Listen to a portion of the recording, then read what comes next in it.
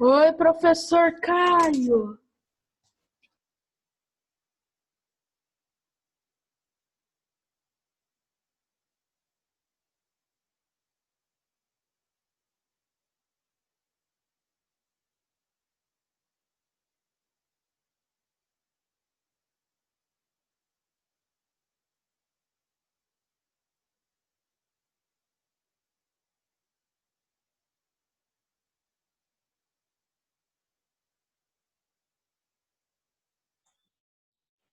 Pessoal, bom dia a todos.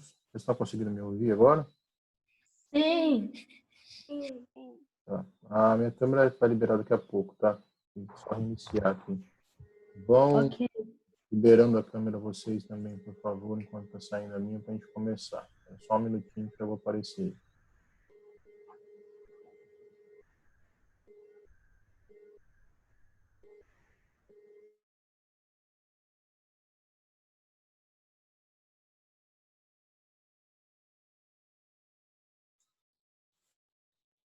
É para vocês estarem me vendo. Aparecia aí? Mas para mim apareceu. Aí você está sendo visto. O problema é que eu não estou vendo vocês. Eu preciso vê-los. Libera a câmera, por Ô, favor. professor, eu não consigo pegar a câmera agora. Mesmo esquema, gente. O pessoal que tem possibilidade de liberar, como eu falei antes, estão liberando a câmera. Quem não tem possibilidade, não tem problema. Tá? Só para relembrar.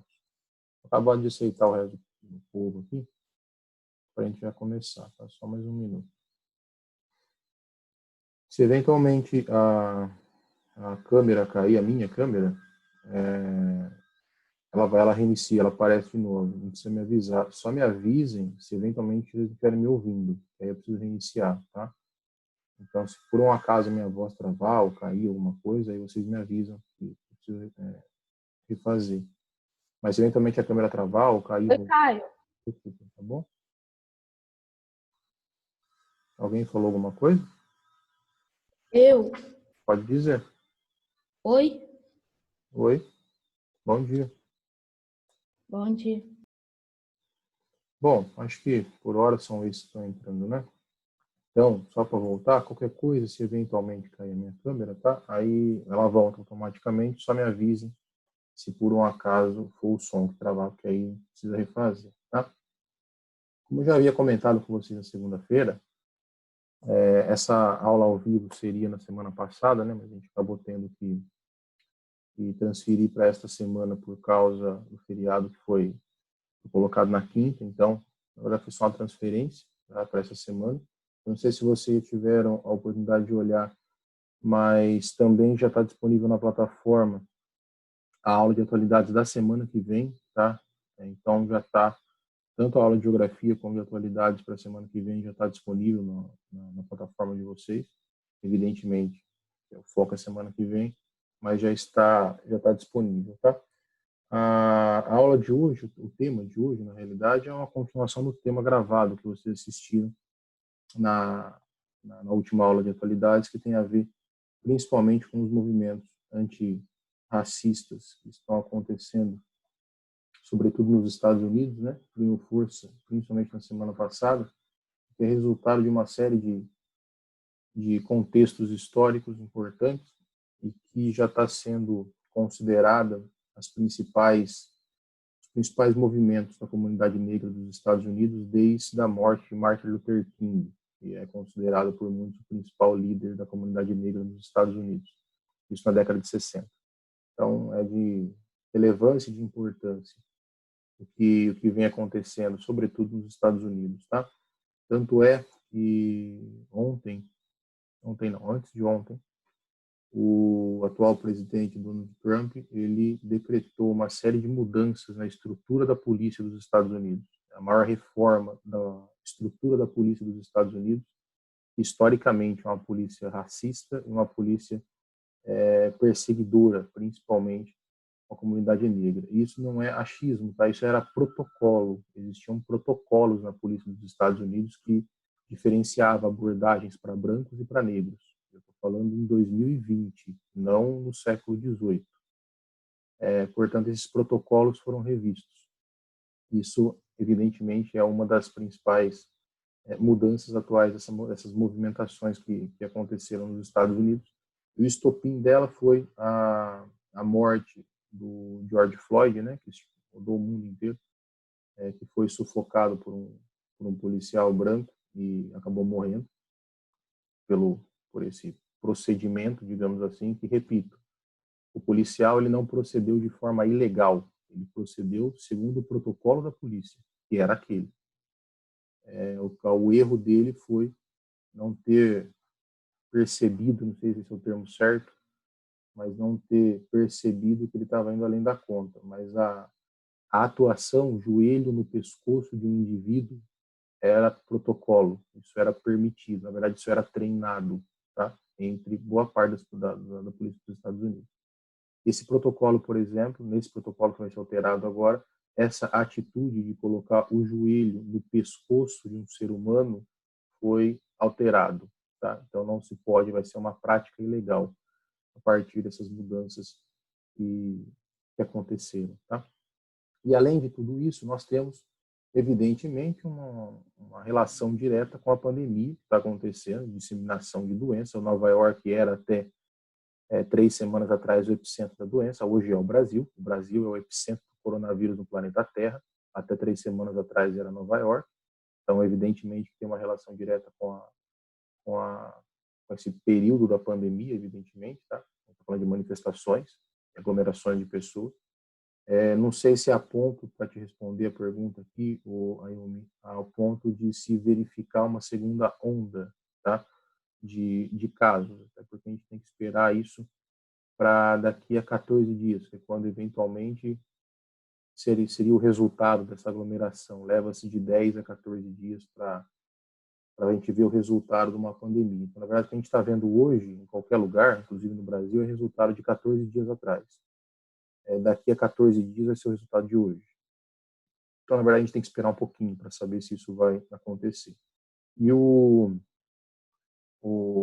Nova York já está no platô da curva, que eles falam, né, que é a curva já sem crescimento exponencial, já está. Se isso vai voltar a elevar esse crescimento, a gente tem que esperar um pouquinho para saber, pelo menos mais uns 8, 9 dias, que a gente vai ter essa comprovação ou não, tá? Inclusive tem um artigo interessante que relaciona não o movimento negro, mas relaciona ou tenta explicar o porquê nos Estados Unidos os negros, eles proporcionalmente são os que mais pegaram o coronavírus. Isso são dados oficiais, tá? Então o negro pegou mais do que, ou está pegando mais do que o branco.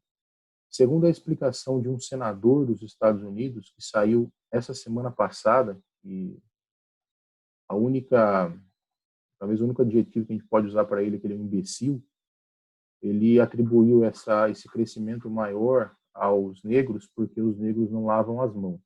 Essa foi a explicação de um senador da República dos Estados Unidos, semana passada. Não é no século XVIII, é em 2020. E segundo essa análise, que é um pouco mais séria, que é um pouco mais conceitual, que leva dados científicos à prova, mostra que essa possibilidade desse crescimento maior entre os negros está associada a uma falta de infraestrutura. Geralmente, assim como no Brasil, os negros dos Estados Unidos estão inseridos em lugares mais precários, em comunidades mais marginalizadas, a infraestrutura urbana ela é menor, rede de saneamento de esgoto, tratamento de água, etc. Então, essa associação é feita nesse sentido, tá? Mesmo sabendo e tendo como evidência essa manifestação maior nos Estados Unidos, isso acabou se perpetuando para outros lugares, né? Outros lugares do mundo que também passaram por isso. No Brasil, nós tivemos movimentos que se juntaram a movimentos que já estavam acontecendo, aí relacionando aos critérios do governo brasileiro, e essas manifestações negros contra os racistas acabaram se inserindo também nessas manifestações, tá? O ponto importante para a gente não abranger muito, porque senão vai ficar muito amplo, a gente não consegue analisar de fato um aspecto.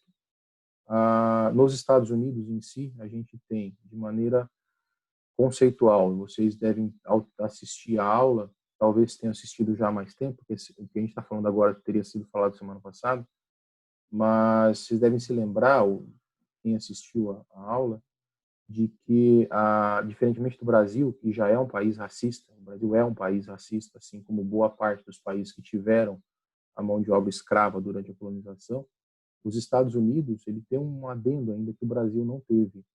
Por mais que o Brasil tenha sido o último país a abolir a escravatura, de todos os países que tiveram escravos na América, o Brasil foi o último a abolir a escravidão, por mais de 380 anos de escravidão. Nós tivemos mais período com negros escravos na história do Brasil do que sem negros escravos na história do Brasil. Se a gente for somar em anos, há 200 e poucos anos sem escravidão e 300 e poucos anos com escravidão.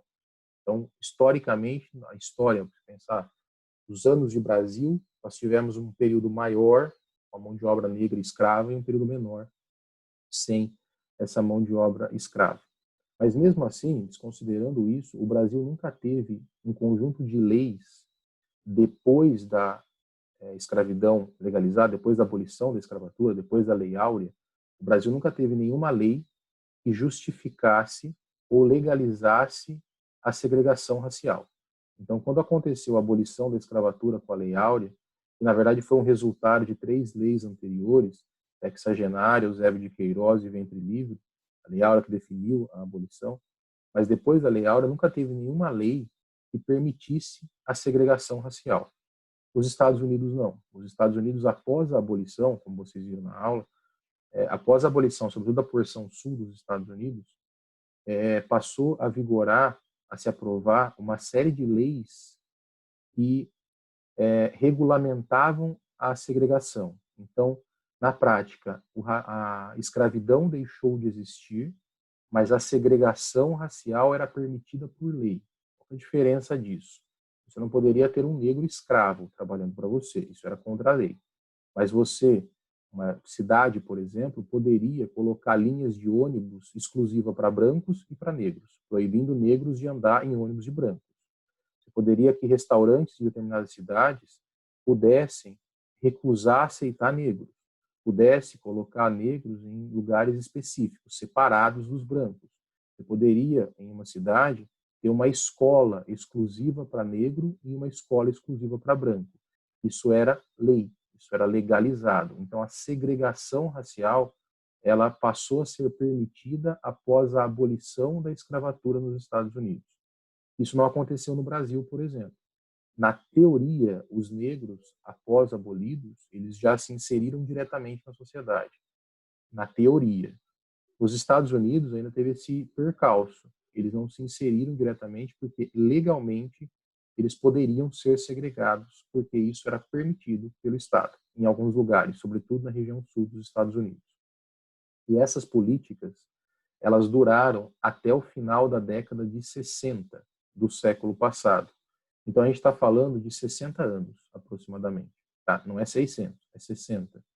Então, até 60 anos, aproximadamente, atrás, você segregar um negro em alguns lugares dos Estados Unidos era permitido, era legal. Então, você poderia se recusar, como dono de um restaurante, por exemplo, de receber ou de atender uma pessoa negra única e exclusivamente pelo fato dela ser negra.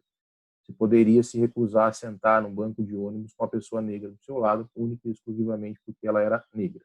Então, os Estados Unidos têm esse adendo, têm esse porém. É por isso que lá o movimento negro antirracista ele é muito mais atuante do que em outros lugares, porque teoricamente a segregação ela durou muito mais tempo no pós-abolição da escravatura, tá? Na década de 60, e foi quando esse grupo de leis começou a ser proibidas, e esse conjunto de leis, eles tinham um codinome que era chamado de Jim Crow. Era uma expressão de uma música da época que fazia analogia à segregação racial. Na verdade, o lema desse conjunto de leis era separados, mas iguais. Então, era uma ideia de que as pessoas eram iguais, na teoria, só que elas poderiam viver separadamente devido à sua cor, à sua raça. Evidentemente que é uma expressão pura e exclusivamente racista e preconceituosa, mas que passou a ser lei nos Estados Unidos. E na década de 60, do século passado, algumas figuras importantes negras começaram a assumir o protagonismo de luta contra o racismo dentro dos Estados Unidos. E aí destacam-se principalmente duas pessoas específicas e uma terceira, que na verdade era um grupo de pessoas.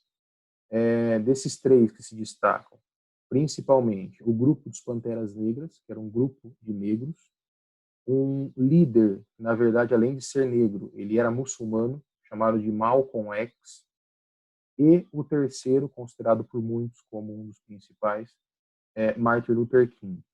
Qual que era a diferença principal dos dois líderes? Eu vou deixar um pouquinho de lado o grupo Panteras Negras, tá? Que era um grupo de pessoas. Vamos comparar os dois líderes principais, que conviveram, inclusive, no mesmo período. Tá? Eles lutavam pela mesma causa, mas eles não tinham a mesma metodologia de luta.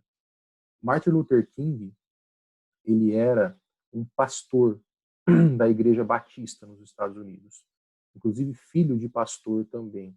Então ele tinha uma herança muito ligada ao cristianismo, à pacificação, a movimentos e projetos para tentar amenizar a pobreza entre a comunidade pobre, negra dos Estados Unidos. Então ele era muito mais um pacifista, devido a essa herança, essa convivência que ele tinha com o cristianismo pela função que ele exercia de pastor. E ele liderou alguns movimentos também de maneira pacífica. Então, como é que ele se colocava nessas manifestações? Ele sugeria que as pessoas negras desobedecessem algumas regras. Então, isso foi conhecido como desobediência civil. Como assim desobedecer regras?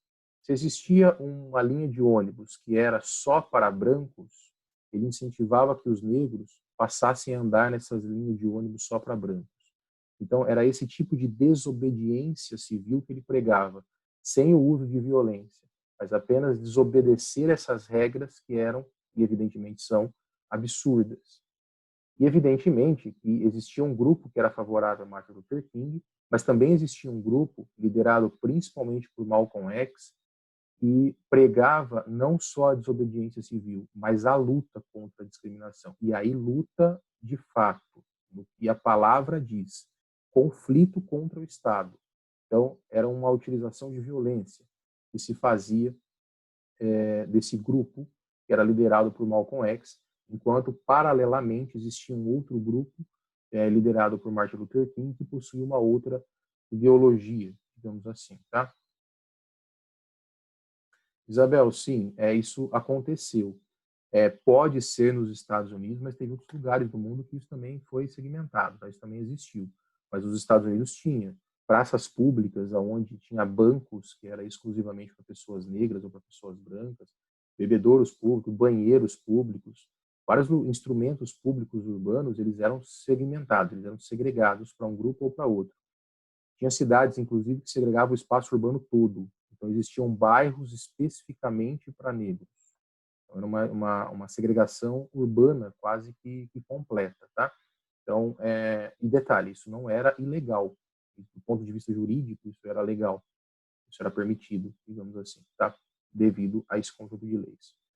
Inclusive, a própria figura do Martin Luther King e do Malcolm X, como eles conviveram no mesmo período, mas lutavam pelo mesmo objetivo, pela mesma causa, de maneiras diferentes, influenciou, evidentemente, toda a sociedade dos Estados Unidos. Então, tinham grupos que apoiavam muito mais o movimento pacifista de Martin Luther King e pessoas que apoiavam muito o movimento mais rígido, mais violento de Malcolm X, porque chamava muito mais atenção, digamos assim. E que, teoricamente, para as pessoas que defendiam essa ideia, poderia surtir efeitos mais rápidos. Tá? Então, existe essa diferença básica. Estou olhando sua pergunta, Armando. Ou não é pergunta? Deixa eu ver. Sim. Nesse período da década de 60, Armando, do Pentágono, todo tipo de aparato do Estado, ele seguia essas normas, digamos assim. Então, existia essa segmentação que ela era natural. Natural no sentido de lei, tá? Naquele período. Evidentemente não é natural.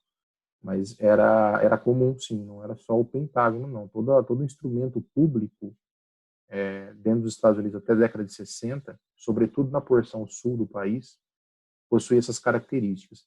A porção sul do país, porque foi a porção que adotou a mão de obra escrava negra, tá? A porção norte não havia adotado. Eu não sei se vocês já chegaram isso em história, se vai ser agora no oitavo ou no nono. Quando vocês estudarem o território dos Estados Unidos, vocês vão estudar a Guerra de Secessão, a Guerra Civil, que foi o conflito entre norte e sul, e a diferença básica entre as províncias do norte e as províncias do sul, das 13 colônias.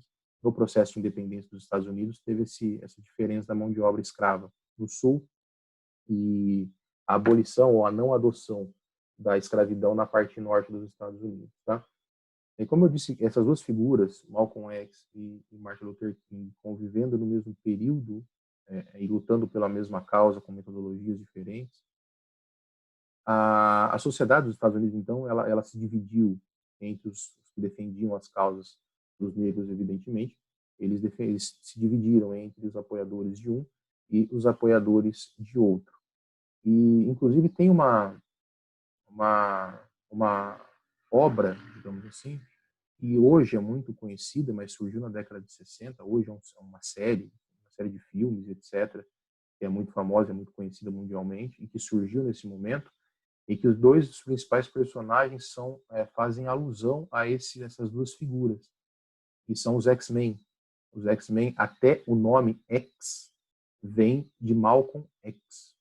Então, o surgimento dessa história, digamos assim, que hoje é conhecida mundialmente, ela surgiu como quadrinhos na década de 60 nos Estados Unidos, e a figura dos dois líderes, que eram representados pelo professor X, professor Xavier, e pelo Magneto, representava justamente essa dicotomia que existia entre Martin Luther King e Malcolm X, ou Malcolm X. Enquanto que o professor Xavier representava muito mais aquele movimento pacifista de tentar integrar na história os mutantes à sociedade, que era o grupo diferente, de maneira mais pacifista. Existia o outro líder que também lutava pela mesma causa, que era a diferença dos mutantes, mas tinha por metodologia o uso da força.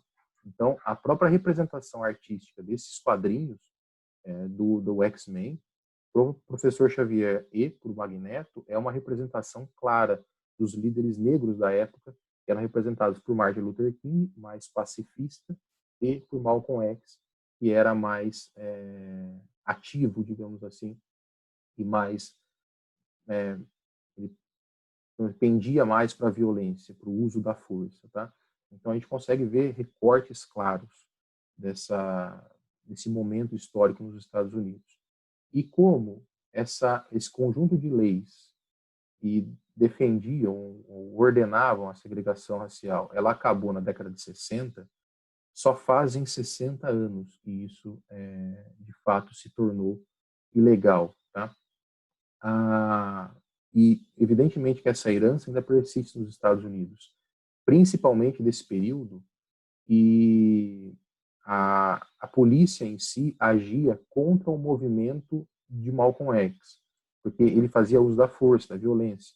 E a polícia era o braço do Estado que defendia os princípios da lei. E a lei, naquele momento, era de segregação racial. Então, existia um conflito direto entre os agentes do Estado, que protegiam a lei, e o grupo que era contra aquela lei. Então, essa herança desses protocolos oficiais da polícia dos Estados Unidos remonta a essa época. Remonta à época do conflito entre a polícia e os negros, liderados por Malcolm X. Então, por isso que a gente pode afirmar que dentro da história da polícia dos Estados Unidos existe uma herança, uma tradição de conflitos diferentes para considerados criminosos brancos e considerados criminosos negros devido a essa herança da década de 60. Tá? A série que você citou aqui embaixo, Juliana, eu não sei se ela seria uma série racista, mas ela seria com certeza uma série que mostrava o racismo endêmico que existia na sociedade. Inclusive, essa série se passa no bairro que é predominantemente o bairro que mais concentra negros em Nova York, que é o Brooklyn. Esse bairro, durante a segregação territorial que existiu por essas leis, foi um bairro destinado para as classes mais baixas e predominantemente mais negros, tá? O Fainer, deixa eu só ler sua pergunta que está aparecendo, tá?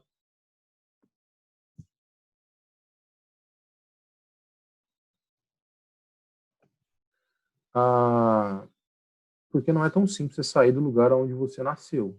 Pelo fato de eles serem negros ou não, eles nasceram nos Estados Unidos. Então, teoricamente, eles são cidadãos de lá. E não é tão simples você resolver o problema saindo do local que você vive. Você tem raízes, você tem família, você tem trabalho, você tem uma série de coisas. E fugir, simples e unicamente por isso, seria você aceitar de maneira pacífica que ali permite-se ou digamos assim, aceitável movimentos como esse. E, de fato, não são aceitáveis, como a gente sabe. Tá? Ele tem Armando, sobre o Donald Trump, ele tem alguns posicionamentos que são considerados pelo grupo, tá? Pelos grupos negros, são considerados um pouco pendem para o racismo. Inclusive, quando começou as movimentações grandes nos Estados Unidos, ele disse que ia considerar os atos antirracistas, essas movimentações, como atos terroristas. E ele ia agir como um ato terrorista. Então, isso caiu muito mal na comunidade internacional. Então, tanto é que ele voltou atrás. Ele não aplicou essa lógica. Tá? Mas é um posicionamento extremamente complicado, que pende, de fato, para essa argumentação. Tá? Outro exemplo colocado aqui para cima de um desenho, eu não conheço, tá? Confesso, mas não é difícil que isso aconteça. Existem vários, a gente tem muitas citações, mesmo que implícitas, em obras como desenhos animados, séries, filmes, que demonstram isso. Tá? Então tem uma série de observações que dá para a gente fazer. Tá? Alguém aqui para cima citou até o filme mais recente do Pantera Negra. Esses filmes hollywoodianos, pelo fato de eles terem uma característica que é a função deles, às vezes a gente tem que tomar um pouco de cuidado, não, mas ser um pouco mais atencioso em analisá-los. A própria figura dos dois personagens que são contraditórios no filme, que é o T'Challa, o Pantera Negra, e o vilão da história, digamos assim, já parte do pressuposto de que o vilão da história, ele é o vilão porque ele faz uso da violência de maneira mais afetiva e ele é muito contrário ao mundo ocidental, enquanto que o mocinho da história, que é o rei T'Challa, ele prega muito mais uma integração com o mundo ocidental, uma integração com os demais países do Ocidente, tá? São pontos de vista diferentes. A gente consegue até fazer um paralelo com Luther King e com Malcolm X. Enquanto um defendia a integração a partir da pacificidade, um outro defendia a ideia que isso não seria possível porque, historicamente, enraizado na sociedade dos Estados Unidos, o racismo ele era iminente. Tá? E tem alguns dados interessantes dos Estados Unidos que demonstram esse cenário que a comunidade negra ela aponta. Uma delas tem a ver com as prisões. Nós temos um percentual maior nos Estados Unidos de presos que são negros e pobres. Tá? Então, é um padrão. Aqui no Brasil, se a gente transferir a realidade para o nosso país, a gente consegue fazer uns paralelos interessantes também. Primeiro, se a gente pegar os dados do sistema prisional do nosso país, o número de pessoas presas, a gente consegue traçar um perfil também bem interessante. 70% dos presos no Brasil, eles são pobres, negros e com menos de 25 anos. Isso é um padrão. Tá? Então, a gente pode afirmar que a ampla maioria das pessoas que cometeram crimes estão presas, elas são pobres, negras e jovens, com menos de 25 anos. E a gente tem que olhar isso num ponto de vista social. Tá? E por que isso acontece? Por que 75% das pessoas pessoas presas, são pobres, negras e jovens? Por que isso aconteceu? O que aconteceu historicamente no Brasil para que isso tivesse esse cenário atual? Tem explicações simples. Olhando esses dados, a pessoa pode olhar e falar assim: os negros cometem mais crimes, por isso que eles são presos. Será que é tão simplório? Será que de fato é isso que acontece? Será que tem uma questão muito maior por trás? Histórica, inclusive, tá? De marginalização que os negros tiveram na história do Brasil, lembrando, em toda a nossa história de colonização, tá? Desde a chegada dos portugueses aqui, nós tivemos um período maior de escravidão e um período menor sem a escravidão, tá? Na nossa história.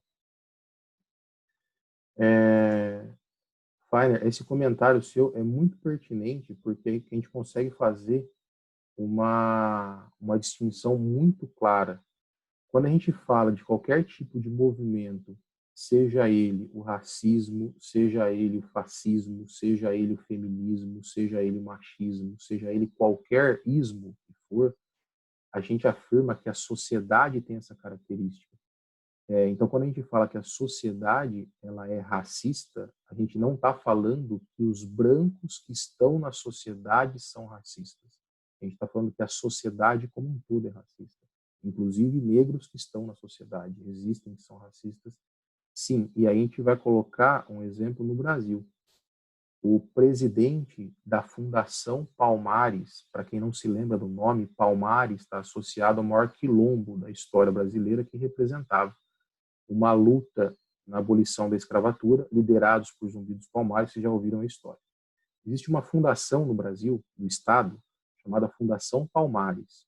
E essa fundação, ela tem por objetivo defender o direito dos negros e, principalmente, traçar políticas públicas para que o racismo estrutural ele não se desenvolva. Então, ele é uma instituição do Estado que tem por objetivo a defesa dos direitos dos negros. E quem preside essa fundação, desde da eleição do nosso último presidente, do Jair Bolsonaro, houve a troca do comando, como há a troca de vários lugares, que é comum quando há troca de governo, e o atual presidente da Fundação Palmares, ele é negro. E o Ministério Público Federal está pedindo que ele deixe a presidência por afirmações racistas. Então, a última e talvez a mais preconceituosa que a gente enxergou dele, mês passado, se eu não me engano, teve, não sei o que sumiu do escritório, se foi um celular, se foi um computador, que ele não achava no escritório dele. Ele teve um áudio vazado dele com uma pessoa próxima e disse que provavelmente quem roubou as coisas dele foi aquele bando de negros vagabundos. Essa foi a expressão de um negro presidente de uma instituição que defende o direito dos negros no Brasil. Então, esse posicionamento que você fez aí faz todo sentido. A gente fala que a sociedade ela é racista. Quando você fala que existem negros que são racistas contra os negros, também tem brancos que não são racistas. Então, dentro de uma sociedade, ela é completamente heterogênea. A gente não pode fazer essa distinção. Porque se a gente usa o argumento de tentar negar o racismo, porque o negro ele tem racismo contra o negro, é a mesma coisa de falar que todo branco tem racismo contra o negro. Então, a sociedade é muito mais complexa que isso. E dentro da sociedade existem pessoas brancas, negras, amarela, vermelha, cor-de-rosa, azul ou verde, que também têm preconceito. Tá? Isso é padrão. Lorenzo, se você for falar, ou se você comentou alguma coisa que apareceu para mim, seu microfone está fechado. Você falou alguma coisa ou não? Só ia avisar que o Samuel teve que reiniciar o IADD, o Zoom dele que tava travando muito e ele já tá voltando já. Tranquilo. Assim que apareceu, eu aceito ele de volta, tá? Esse aqui é o próximo comentário aqui. Acho que é da Isabel. Peraí que eu subi aqui.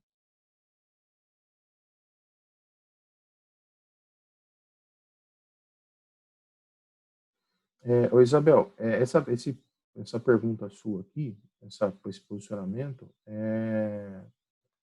faz sentido. Existem algumas dificuldades maiores. Vocês estão conseguindo me ouvir bem? Sim, professor. Sim. Manuela, você quer tentar sair e voltar? Ela disse que não está conseguindo me ouvir. Inicia o Zoom. Só para mim pegar o gancho da pergunta aqui da Isabel, tem esse raciocínio seu, ele é verdade. E no meio dessa pandemia, desse efervescência do movimento negro, teve um jogador brasileiro de basquete o Leandrinho, que é negro, e joga nos Estados Unidos, ou jogou nos Estados Unidos, na NBA, acho que joga ainda. E ele fez um vídeo com a esposa dele, que é muito didático, quando ele mostra, sem fala, só com gestos, como essa democracia racial ela não existe. E ele começa o vídeo, está sendo gravado por uma terceira pessoa, e está ele e a mulher dele. E os dois estão com as duas mãos abertas, assim, contando o número 10. E aí essa terceira pessoa do vídeo começa a falar para os dois. Perguntas do tipo assim, quem teve dificuldade de conseguir emprego por causa da cor? Ele abaixa um dedo, ele vai abaixando. Quem sofreu algum tipo de preconceito no trabalho? Abaixa o dedo, ele abaixa o segundo. Quem já teve medo da polícia só por ser negra? Abaixa o dedo, ele abaixa o terceiro.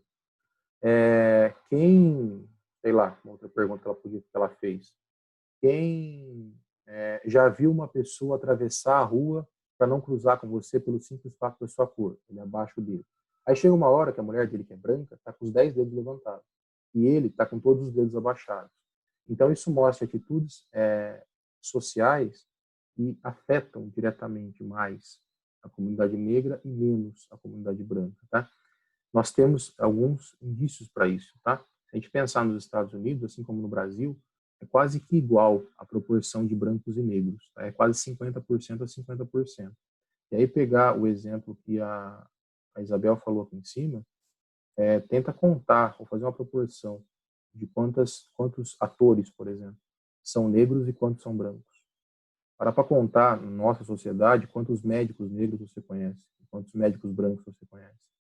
Para contar o número de pessoas que chegaram a cargos importantes, presidentes de empresa que são negras ou brancas. Para pensar o número de pessoas que são catadores de lixo, que são negras ou que são brancas. Quantas pessoas são lixeiras de uma cidade, que são negras ou que são brancas. Quantos professores negros vocês têm? Quantos professores brancos vocês têm? Então, quantas empregadas domésticas vocês conhecem que são negras? Quantas que são brancas? Então, é um padrão. A gente consegue, olhando o IBGE, que é o nosso instituto maior, fazer uma proporção interessante.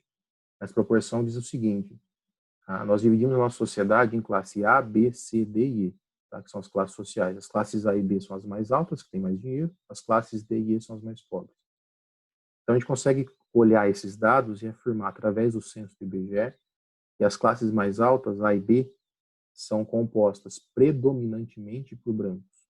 E as classes mais pobres, D e E, são compostas predominantemente por negros. A classe C, que é a classe média, é o único lugar onde existe mais uma homogeneidade entre negros e brancos.